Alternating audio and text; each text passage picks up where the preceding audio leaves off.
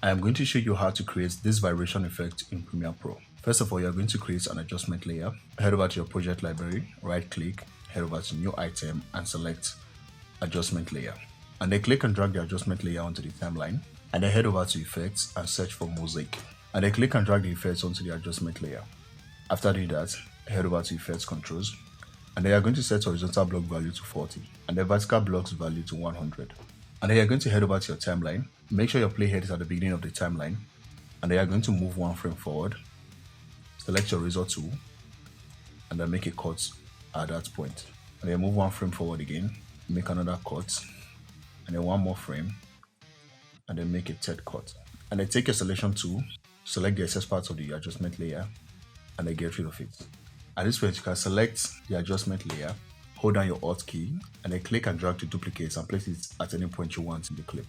Now, to get the best results, you're going to make sure that you place them at every point you have the bars in your music. Please like and subscribe.